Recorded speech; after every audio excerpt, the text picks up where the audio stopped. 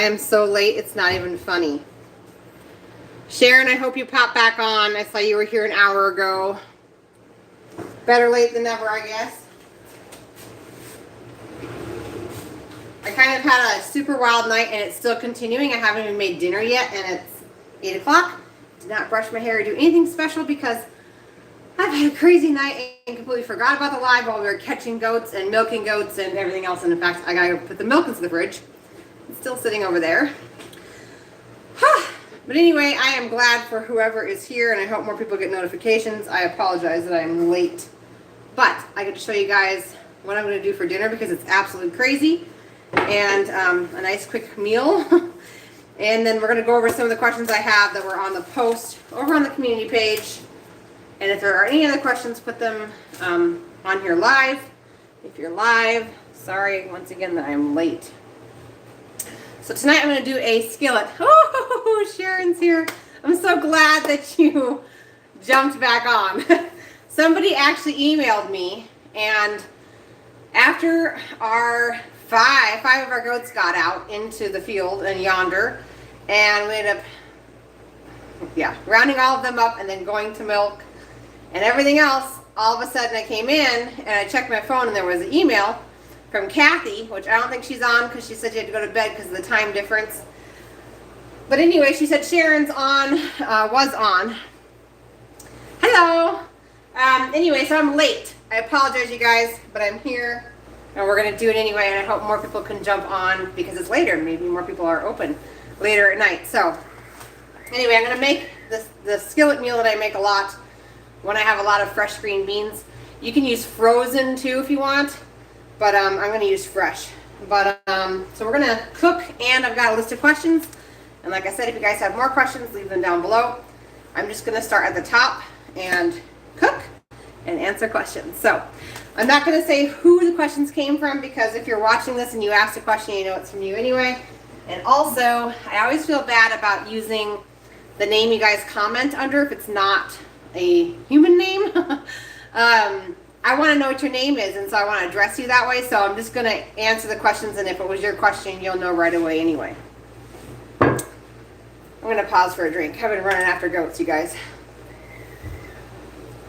And the kids are wild, so they may come in and it might get really, really real. really fast. It should be fine. Okay, so I'm going to talk about, these are the questions we're going to cover so far. And if anyone comments, I'll write them down and we'll get to them. So the first subject was homeschooling that was asked about. So I'm going to go explain kind of how I get homeschooling done with our crazy schedule. Hey, could you go over and get everybody's homeschool curriculum? Sure. So what kind? So everybody's. So I want Bethany's age, Grayson's age, and then you girls just bring 1 year's. One of the things? Yeah. Or the whole staff, whatever's easiest. Okay. So we're going to go over how I get homeschooling done with a farm, 5 kids, a pregnancy, everything. So we're going to go over that. I'm going to show you what materials we use. I do have an entire video on this subject. I believe I did it last year. Not much has changed, but I'll cover it anyway. We're also going to cover picky eaters in kids. How do I handle picky eating? What's behind that anyway? We're going to talk about that. Also, another question came in, things I do differently while I'm pregnant as far as nutrition and supplements. I also have a whole video up here on the supplements I typically take, but we're going to cover that as well tonight. Had another question come in about my cookbook, which flours are best to use with my recipes inside my cookbook, so we're going to answer that one. Had a milk kefir question come in, what's the difference between raw milk kefir and store-bought kefir as far as when you're going to use store-bought milk to make kefir, what's the difference? I had several questions on healing teeth. There are a lot of people that come to my channel because I'm healing my cavities naturally, and so there are a lot of questions about that because there's just not a ton of information out there. So we had somebody ask about losing a whole chunk of tooth, and we had someone else ask about the best things to eat while you're healing your teeth. So we're going to go over all of that. And if you guys have any other questions, leave them down below, okay?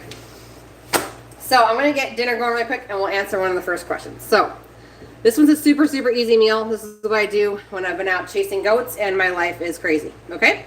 So I didn't have my apron on. That's how crazy. I haven't even stopped. I should probably stop and go get an apron on. Hang on. I don't want to ruin my shirt. And I will, especially with the baby bump, it gets into everything, so. Okay, so the first step is you don't have to have a Dutch oven, but you're gonna at least want a big to do this in. The Dutch oven, when you put the lid on, it helps the green beans to cook quicker. So I'm gonna add butter. Here comes the homeschooling stuff. Here's one of each of the stuff. So that's probably, I don't know, 4 tablespoons of butter, medium heat, and then we're gonna chop an onion. Hey Bree, thank you. Yep. Would you be able to cut up all these green beans for me? Maybe. That would be awesome.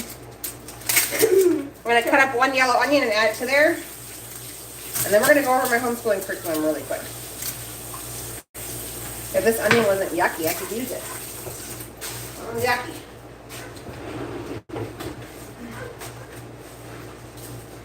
Try again. Okay, good onion this time. You can tell Azure should be coming because the onions start to go yucky. This one's yucky too. Because it's been 2 months since I bought onions.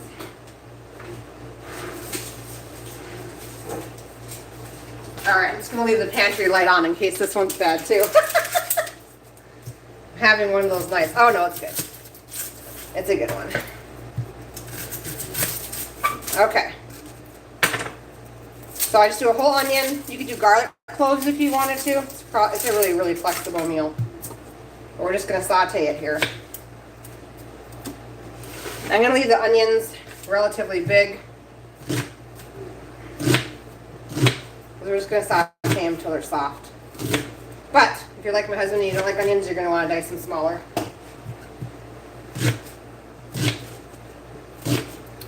Okay. That's going to work while we go over the homeschool curriculum. No. I'm going to move the cutting board over here so you girls can rinse the green beans and start chopping it. So while I'm going over the curriculum, the girls are just going to chop the green beans in like thirds probably. Woo! Remove the stems and rinse them off and chop them up. Okay. Thank you. Alright guys, let's go over homeschool curriculum really quick. So, I homeschool my kids year-round, but we don't do school every day. That's how I make it fit into our lives. I have tried curriculum that has everything mapped out for you that you have to do every single day, and it really stresses me out when I have a farm because goats might get out, or fences might need to be fixed, or the garden might need to be weeded, and there's no flexibility there. So what I ended up doing was kind of picking and choosing stuff from different curriculums to use, and usually September through about April we do homeschool every Monday through Friday, and then as the garden starts picking up and we're planting and we're weeding and we're harvesting, we go down to homeschool about 3 days a week if we can make that happen. That way we're not going to fall behind. Also, I love homeschooling year-round because the kids don't forget as much. So when you take a summer break, a lot of times the first half of your next year's curriculum will be a repeat. So what I like to do is just keep going, and then we don't need the repeat. So a lot of times we'll open up, let's say math, the first quarter to half of that next grade is all repeat from the previous year because they plan on you taking the summer off. So what we end up doing is just flipping to it. If the kid already knows how to do it, then we for the next thing. So you can breeze through grades of school a lot faster doing this because you're not taking a break. I'm going to grab the curriculum. I brought one of them each again, so. Thank you. I brought all my math and stuff.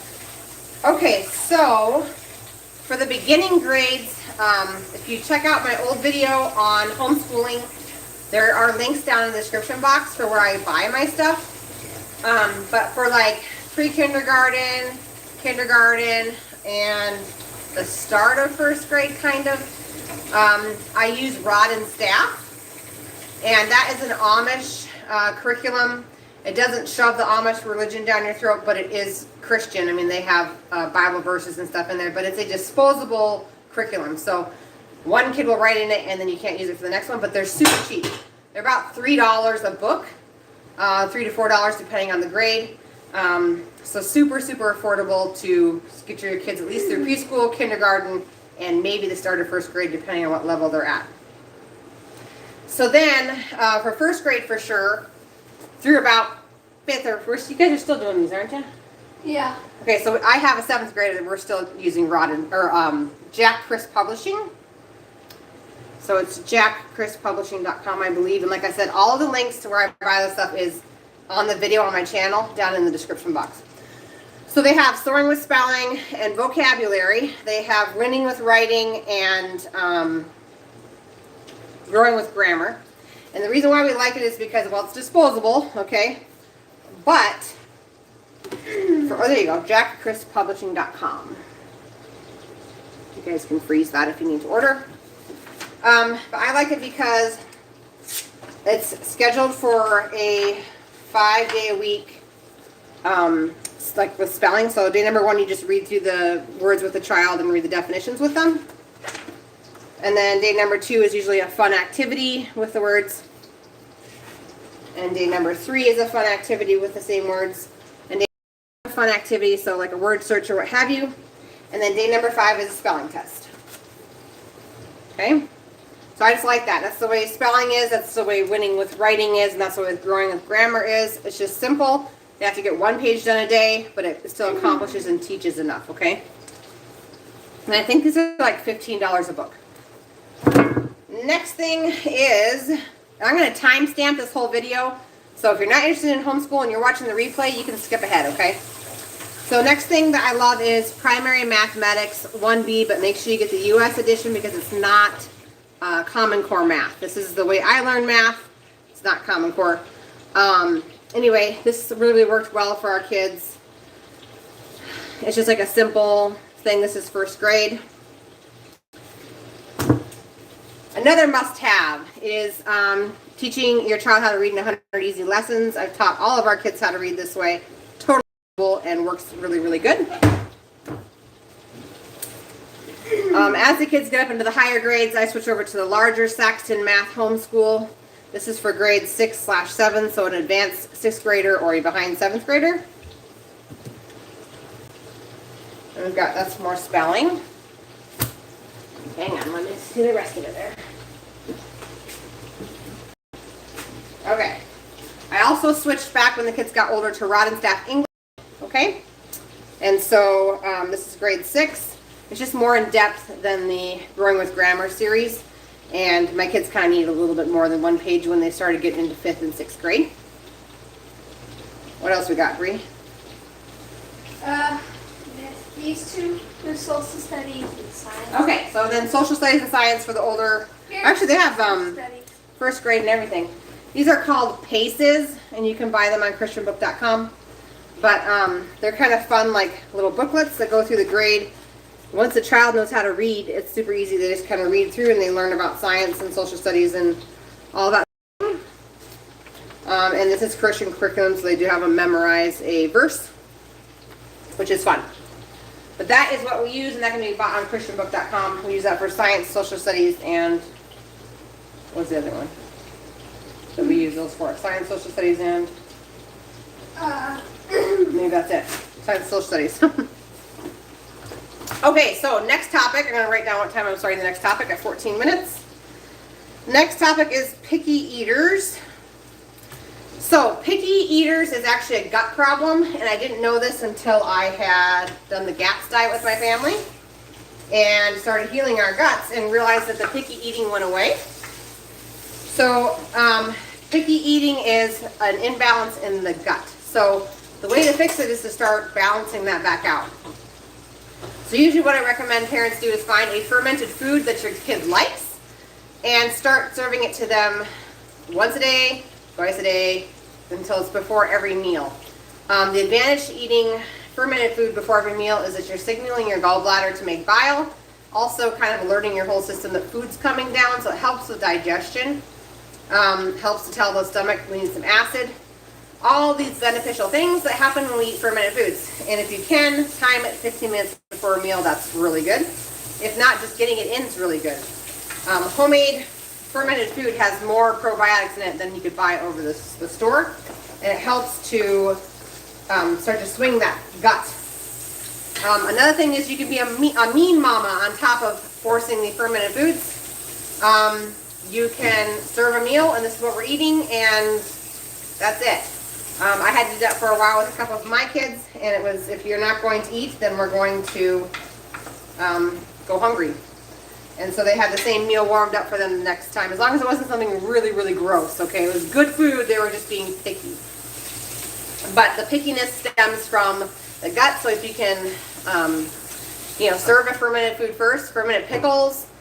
If you need ideas, my cookbook has a ton of them in it, okay? I've got really, really good fermented pickles recipe into this cookbook. My mom doesn't even like fermented food, and she loves my pickles. So the link, I think, is still down below. I'll make sure it gets in there if it's not down there right now.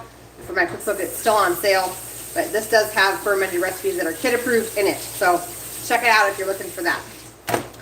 So, picky eaters, not so healthy gut. A lot of times we feed children a lot of the same foods, a lot of sugars, a lot of starches, and so the bad bacteria within their body start to crave that. And the bad bacteria, actually, when they're angry, they release gases into your system that alter the way you think, and you start to crave those foods. So if we can recognize that, I'm turning the burner off until we get some green beans coming. If you can recognize that and try to swing that gut bacteria, you'll have a lot less of fighting with kids as their taste buds change. Okay, so the next question, we are at the, let's say 17-minute mark. The next question was pregnancy question. What do I do differently while pregnant as far as nutrition and supplements? So I'm going to go grab my supplements and I'll be right back.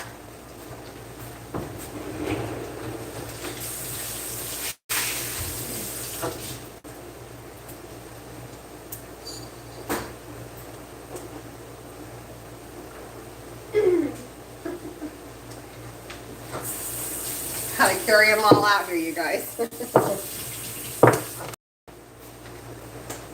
Alright.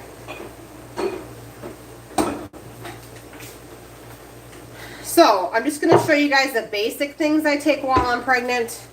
And then I'm just going to touch on some other things I'm taking currently. So, number one for me is a prenatal. I just saw that Mama Natural came out with an organic prenatal. Haven't ordered it yet, but that is out there. And it's food-based. You just want to make sure you're taking food-based vitamins.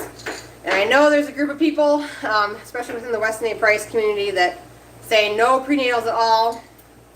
And I had entertained doing that, but since I just lost my son back in January, I just can't take the risk of not having the nutrients I need, and then that being the cause of losing another baby. So I take a prenatal. So this is the one I'm on right now.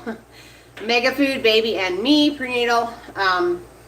It's not 100% organic, but it has organic ingredients in it. And it also has a methylated folate, which is really, really important these days with MTHFR going crazy.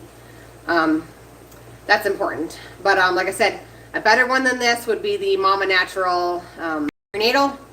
I know she's out selling that. I think it's mamanaturals.com or something. But I just ordered this, so definitely going to be finishing off this bottle before I buy something else. The next thing I for sure take while I'm pregnant is fermented cod liver oil. I take this when I'm not pregnant as well. This stuff's amazing because it has vitamin A and D in the perfect amounts. The problem with a prenatal is that the vitamin A, if you switch it on over, the vitamin A is beta-carotene, which only I think it's 5% of the public can convert that to true vitamin A. So there's basically no vitamin A in this supplement. Vitamin A is so important for so many different things, including immune function. And so it's not something you want to be lax in. So even one-a-day vitamins that you would take that are food-based, even for just adults that aren't pregnant, it's going to have the beta-carotene in it. So you really need to be making sure you're getting your vitamin A from a food source. And fermented cod liver oil with the butter oil has both vitamin A and D that have to balance each other out in order for it to work. So fermented cod liver oil I take while I'm pregnant. The next thing I take while I'm pregnant is sunflower vitamin E oil. This is really, really good to avoid varicose veins, and for those people who end up having hemorrhoids while you're pregnant, it's usually linked to a low vitamin E. So I take it just to avoid all of that, but it's also good for skin and skin development on the baby. So I take that. And then one thing I'm taking this time that I don't typically take is the emu oil, which I love. And there should be a link down below for this website as well, which is Perfect Supplements. They sell the emu oil, they sell the cod liver oil, and they sell this prenatal. Okay. But the emu oil I'm on because before I got pregnant, I was at the tail end of healing my cavities. And I just feel like I need extra tooth support while I'm pregnant. So I'm taking emu oil. It's the highest source of vitamin K2, MK4. So super, super healthy for the baby, but I'm taking that. And then the last thing, I almost don't want to tell anybody about because I don't want people jumping on this right away. You need to do your research. There's a healthy way to introduce this to your body, and it's not jumping right on it. So I take iodine every day. It's to support my thyroid, which also supports my endocrine system, which I've had issues with in the past. So I take the pill form of iodine, which is called iodoral. But like I said, please do your own research. Look into the Iodine Crisis by Lynn Farrow and the proper way to introduce iodine to your system because it causes a really big detox of two main things, which is fluoride and bromine. Bromine is in like store-bought bread. If you ever eat out and have bread, it most likely has bromine in it. And fluoride is in a lot of our water. And basically those things get flushed out when you start taking iodine and you can get really sick. So please do your own research, but I've been on iodine for years now. Just help support that system so I don't have issues while I'm pregnant or not pregnant. It just helps to support the thyroid from radiation and other things that we all come in contact with every day. So I'm on that. The other things that I'm on are, I'm on a support for my hypothalamus and my thyroid. It's a granular that I swallow. Those are all things that are in the endocrine system along with taking iodine, just to try and help my body to be able to support the pregnancy and have a healthy pregnancy without pulling on my system to do it. So I'm on those as well, but as I said, the first four things are pretty typical of most pregnancies. As far as nutrition goes, usually it's the first trimester I eat more carbs than I do in the second and third trimester. The reason behind that is because in the first trimester your insulin levels triple, so you can handle more carbs than what you can the rest of your pregnancy, which is why gestational diabetes is always tested towards the end of a pregnancy, is because your insulin levels are at its lowest. So I don't eat a ton of carbs. I'm not afraid of carbs. I still eat a little bit of carbs every day, but I'm not eating as much as I would typically in the first trimester when you're sick and don't feel like eating anything but carbs. So those are the differences while I'm pregnant. Okay, so then the cookbook. Let's talk about cookbook and the flour. I had that down for 17 minutes, but that wasn't correct. So we are starting that at 23 minutes, I guess, 24 minutes. Okay, so the question was, you bought my cookbook. Thank you for buying my cookbook. And you're wondering what flour is best to use with my flour recipes. So in my cookbook, there's an entire page in the back I just wanted to draw your attention to, because a lot of people don't know it's there, and then they don't know the special notes that are in the back. So I have an entire important notes section, okay? And the third or fourth, fifth point down is talking about using store-bought flour and how to convert my recipes to store-bought flour. If you take any of my recipes, I'm just going to open to one like a bread recipe or English muffin with sourdough in it, and you're following this recipe, the amount that's listed here, 2 cups of whole flour, is not going to work for store-bought. You have to adjust it for store-bought. Fresh ground flour is much more thirsty. It needs more water for the recipe. So if you're going to be buying store-bought, you'll have to make just an amount adjustment. And then also, if you're making a bread, you're going to want to buy an all-purpose flour or a bread flour from Azure. Either one will work. And those will work with most any of my recipes. But if you're going to go for a fluffy bread, make sure you get the bread flour from Azure Standard. But that's how you do that. There's a whole conversion all the way in the back page is it on? Page 180 that talks about how to convert it. It's not hard at all. You just have to add a little bit more flour. Okay. Next question was someone looking into milk kefir. What's the difference between making milk kefir with store-bought milk and milk kefir with raw milk? So the difference is in the structure of the milk. Raw milk is in its natural structure, straight out of the cow. And store-bought milk is usually pasteurized and sometimes homogenized, which changes the whole structure in general. So basically, you can buy kefir grains from me. I have a link down below. They're $5. Mine are custom to raw milk. So if you were to buy mine, you would have to take them home and you would go through the same process you would if it was raw milk, but it might take longer. So what you do is you add them to the store-bought milk, you let it sit, you dump it out, you add them to fresh milk, and you keep doing this. And if you're switching from grains that were used with raw milk to grains that you're now going to use with store-bought milk, it might take up to a week, sometimes even 2 weeks, depending on the milk, to switch those kefir grains from raw milk kefir to store-bought milk kefir, okay? But it can be done. It's just a longer process. Now, if you wanted to skip that process, you could order kefir grains from culturesforhealth.com. Theirs are a lot more expensive than mine. I think they're around $20, $15 to $20 with shipping. And you can just add those straight to store-bought milk. One trick that makes it go quicker is that if you were to order mine that are raw, they would come to you, and if you can go to the store and find what's called cream on top milk, it's non-homogenized, it's still pasteurized, but non-homogenized, and it'll have a layer of cream on the top. And if you can use that as a middle ground to acclimate them and get them rehydrated and then move them to store-bought, it'll be less of a jump between completely raw milk and store-bought milk that's homogenized and pasteurized. So there is a little middle ground there that does help kefir grains to make the switch, but it may take a little bit longer than a few days, and you might be looking at a week. So just be aware of that, but the link is down below for my kefir grains for milk if you're interested. They're only $5. I cover shipping.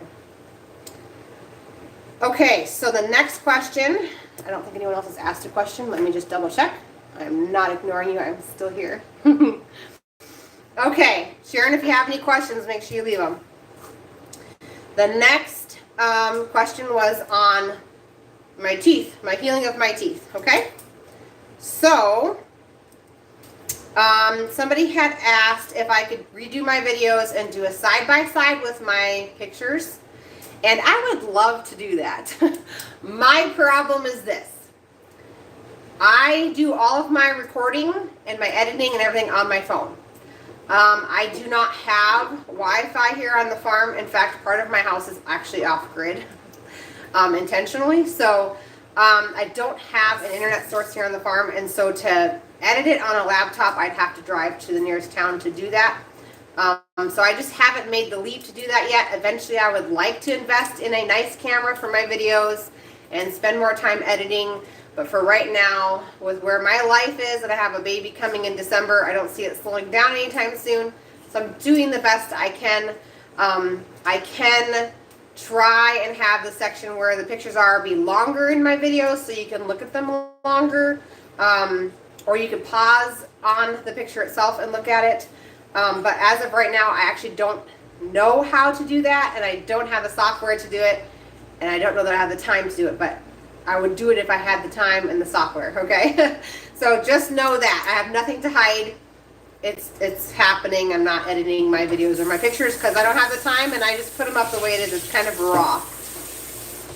So then the next question was, this person said they had a chunk of tooth that broke off, and that was really scary for them, and do I still chew on the side with cavities in my mouth? So, interesting story.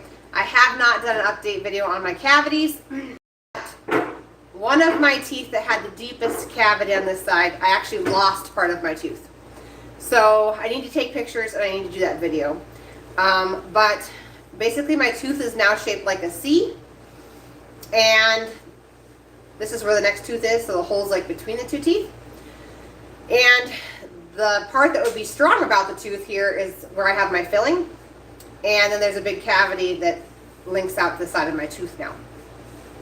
So I had the exact thing as you. A part of my tooth gave way, and here I still am. So I freaked out as well, and I went, I called my naturopathic doctor and did a bioengineeric scan on my body, trying to figure out what was wrong with my tooth, why did it break off, and it had to do with a detox within the tooth.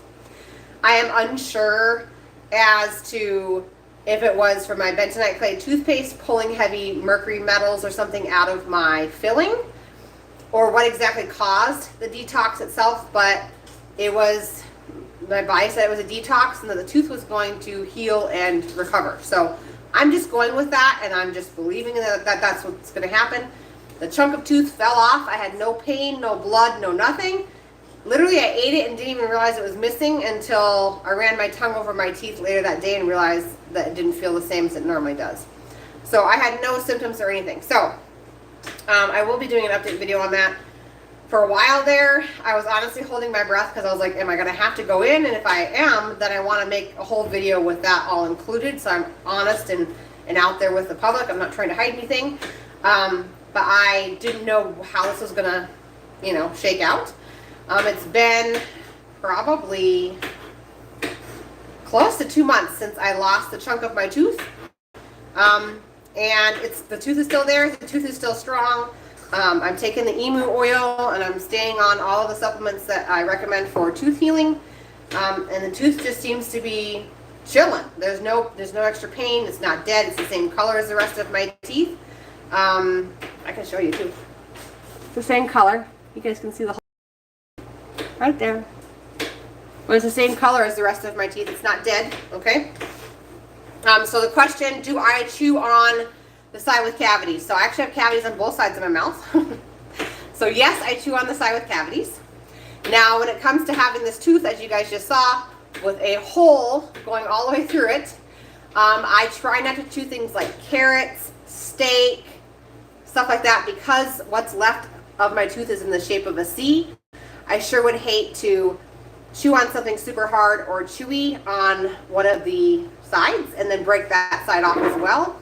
So I try to chew everything that's hard on this side of my mouth, but it is really, really important that you still chew with that side of your mouth, because as you're chewing, it's actually stimulating energy, you could say electrical current, whatever you want to say, within those tooth meridians that are linked to your organs. So if you stop chewing on that side and stop stimulating that action within your side of the mouth, you're going to start affecting the organs that are linked to those teeth that are no longer chewing.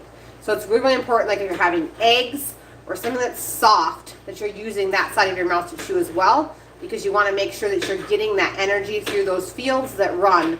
And if you want more information on that, you can totally Google mouth meridians and see what all of these teeth are linked to, because each one is linked to either a system or an individual organ. Like wisdom teeth, those are linked to your heart and your small intestine. So a lot of people will realize that their sockets where their wisdom teeth were start to hurt when they eat food in the holidays that they don't typically eat. And that's because that's that meridian, you can actually still feel it inside your gum, aching because your small intestine is having an issue with the food you're eating. It's just fascinating. So look into that, but it's very important to still use both sides of your mouth, at least with softer foods, and then keep all the harder foods to the one side that's stronger if you have one. For me, it would be my right side of my face. Okay, so then rolling into the next tooth healing question, it was, the next question was, meals go, what to focus on for healing your teeth. So in my first video, I had recommended the Cure Tooth Decay book, and I still strongly recommend that book. So if you're doing any sort of tooth healing, you really need to get your hands on that book. And I know some people live in different countries and they can't get their hands on that book. But try everything you can. If you know somebody in a country that can get it, maybe they can mail it to you. And the reason why I say all of that is because there's a whole list of foods to eat and what not to eat while you're healing your cavities. And it's really, really good to have that on hand. I actually don't even have my book right now. It's at someone else's house. I constantly lend out my books and they're rarely ever here. I just want to get the information out. So, but that book has everything you need in it. I also have a meal plan that is linked down below. It's $7 and it gives you a whole list of meals that you can make. A shopping list is included. Everything's included. It's an instant download onto your phone and you can print out the sheets or whatever you'd like. And so that's available. But the main goal is to stay as low starch as possible, no grains, and more on the healing alkaline side scale than the acidic side, because when the body's in the acidic side, your lymph system and everything else slows down when it comes to healing. So you want to be more on the alkaline side. Now, when someone first said that to me, I thought, oh, so nothing acidic. So don't eat tomatoes, don't eat lemon juice, don't eat apple cider vinegar. But it's actually not that. Lemon juice and apple cider vinegar are both alkaline. Crazy, right? When it comes to the body's pH. So it's basically wrapping your mind about which side of the scale certain foods are on, how it affects your body's pH.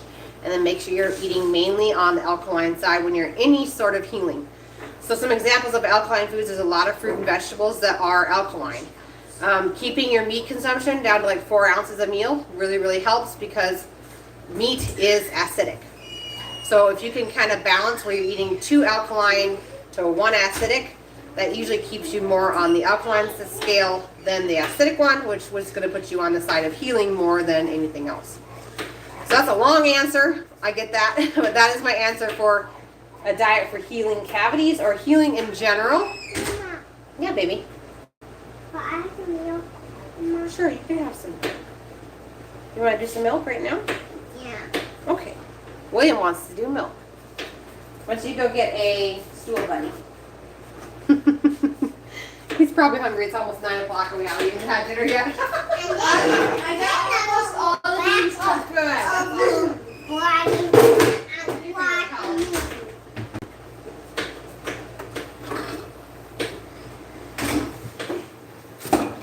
I also wanted to say I made raw Russian custard today with egg yolks. Just a little special note to those of you who are making it.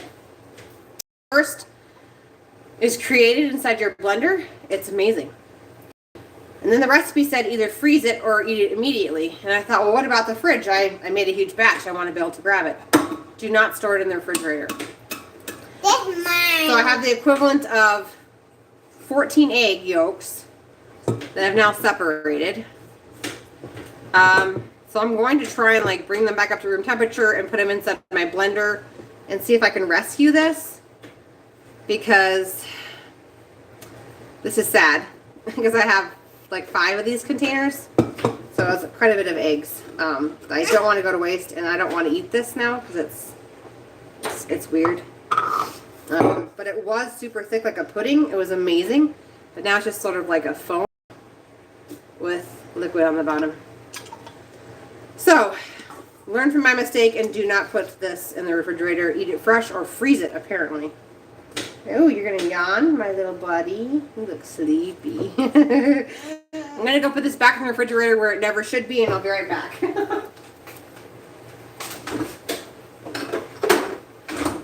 Hey, You want that big one?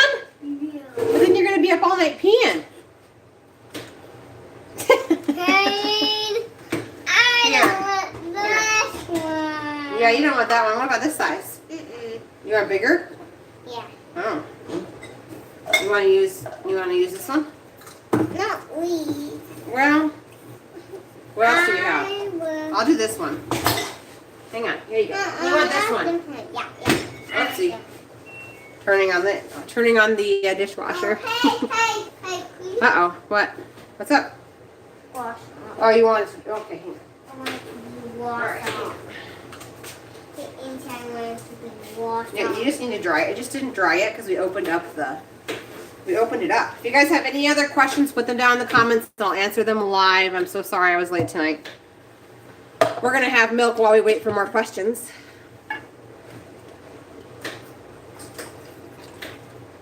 This one. Yes. Mm, Is that good? I have a lot of milk. no. It's It's not good. I think that's funny. If you drink any more than that, you're going to be up all night peeing. And then I'm going to be crying. Hey, what happened to our clinking? Have you forgotten?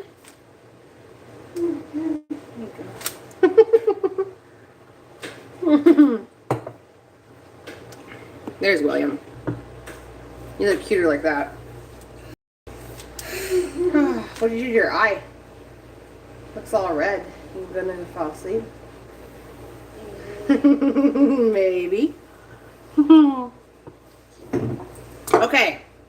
So yeah, I'm gonna go back and timestamp this video, so I'll have everything timestamped for homeschooling, picky eaters, things to do differently while I'm pregnant with nutrition and supplements, cookbook advice for my cookbook, raw milk kefir versus store-bought kefir, what's the difference in making those two things, and then also, let's see, my teeth questions. So why I don't do side-by-side photos, advice about a chunk of tooth being broke off, all that's covered, along with the meal advice for healing cavities. So if you're interested in any of those, I'll go back and timestamp this. And if there are any other questions, I will answer them. Sharon says, my issue is staying consistent. I give in to cravings too easily.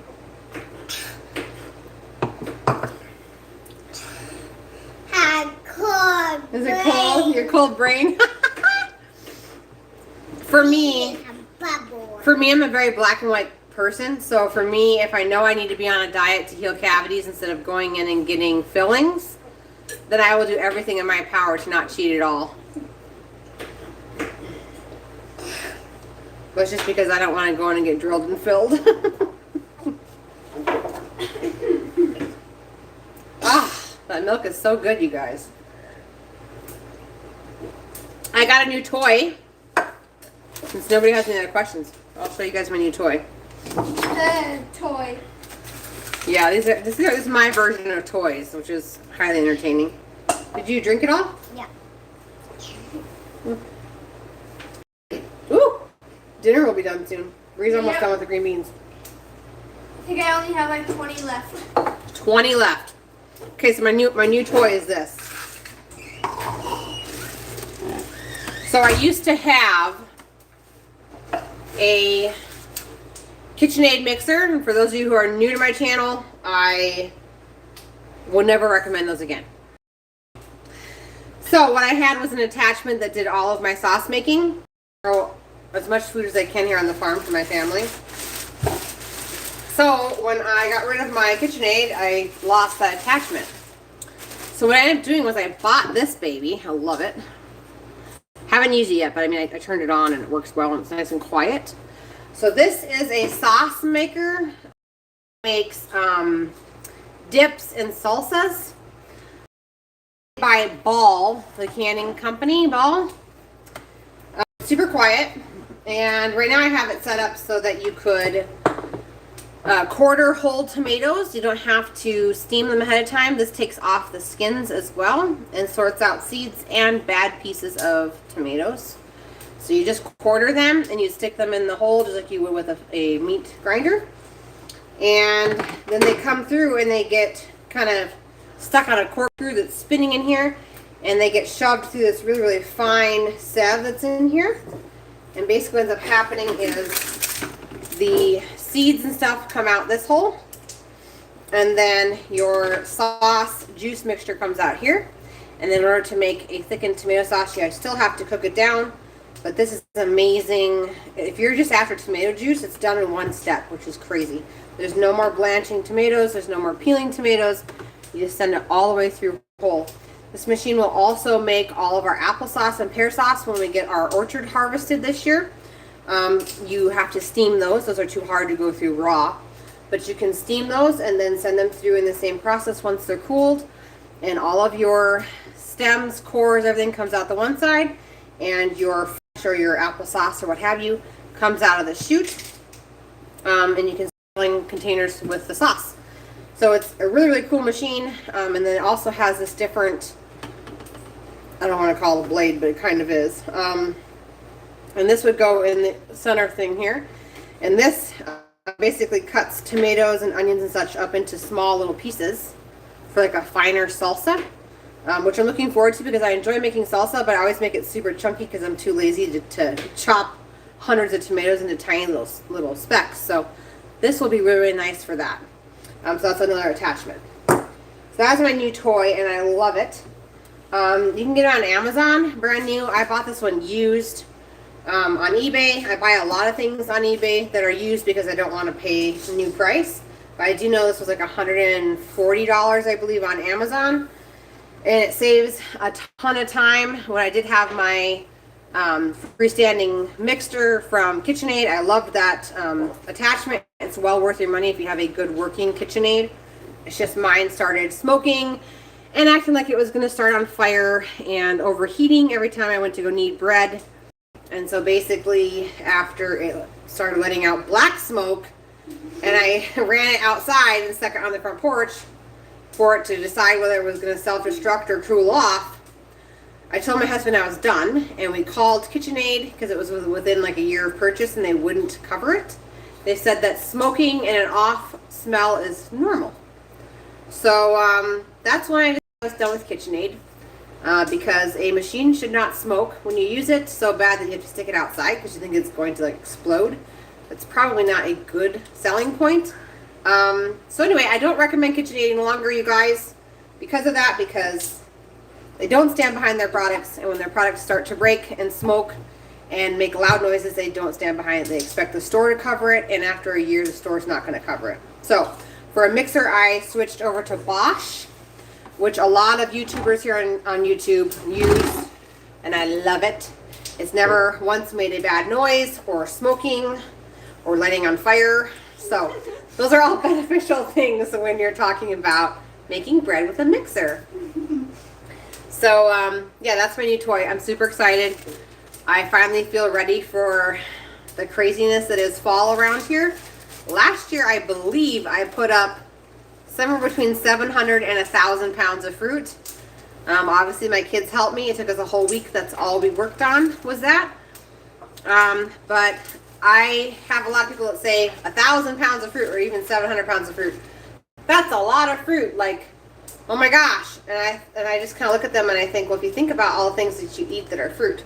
My kids love applesauce. So applesauce for a whole year. How about pear sauce for a whole year? You could do spiced pear sauce.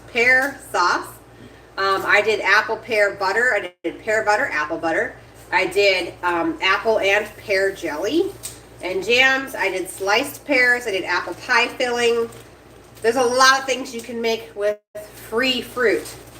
And so 700 pounds actually goes quite quickly when you have a large family. And it will go quite quickly this year as well.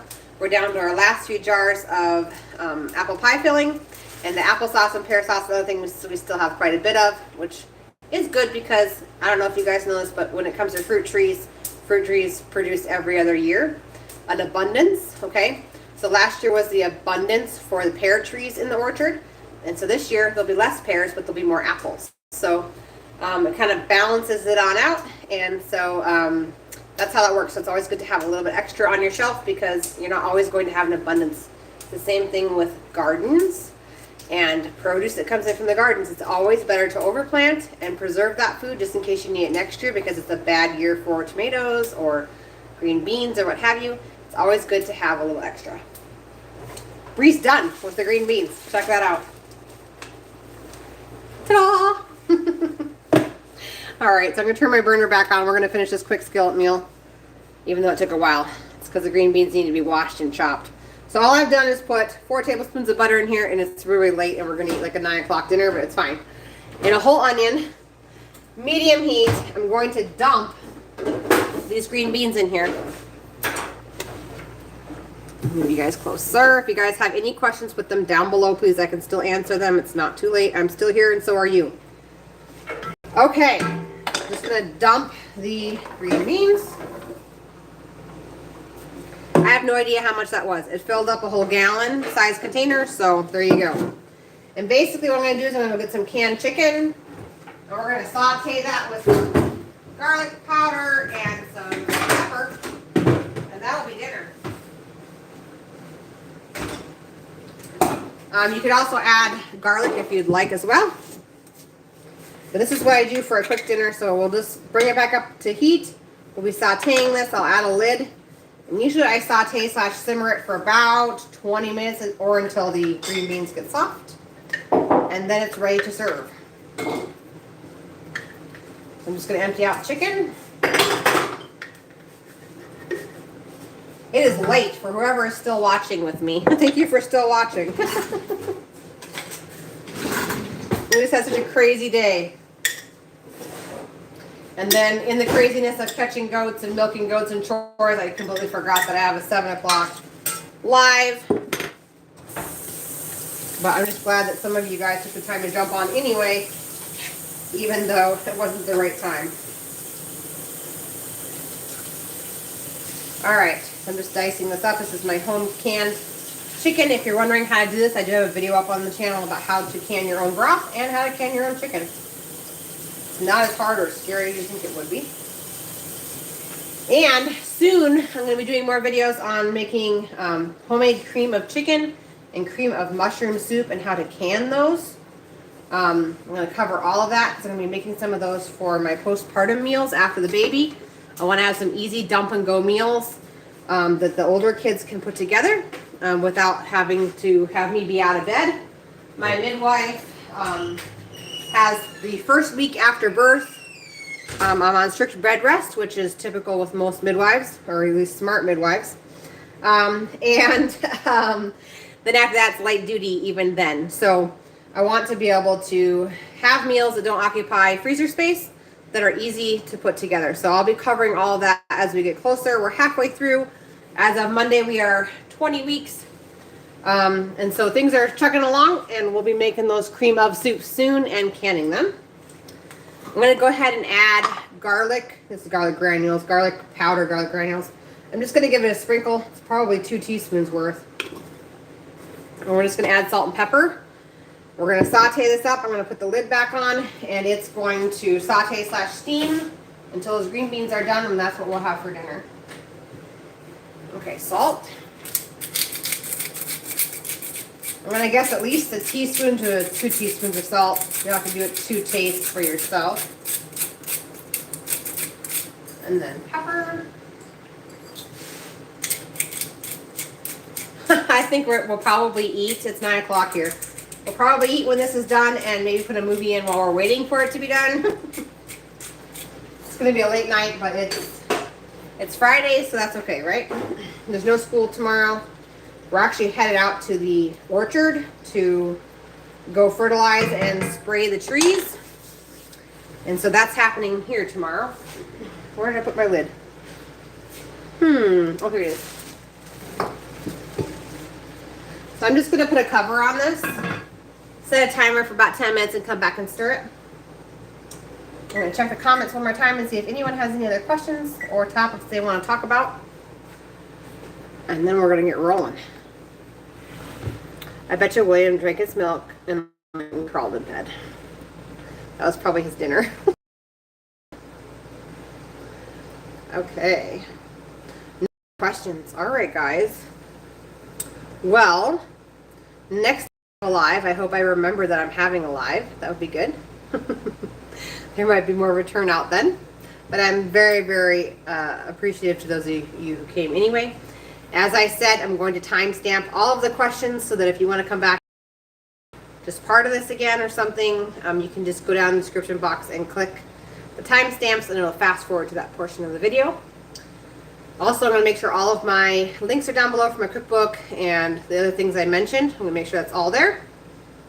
And I guess that's it. So, it's gotten awfully quiet in here. I hope you guys all have a great night. And I will see you guys next week. I need to get that pre-scheduled event up for Tuesday because my Azure order is coming on Wednesday. So, I'll get that up, you guys, and I'll see you guys all live on Tuesday. Thank you, Sharon, for staying on. I think you're still here. You're awesome. Thank you for supporting me and staying on, even though it's late. All right, I'll see you guys next week.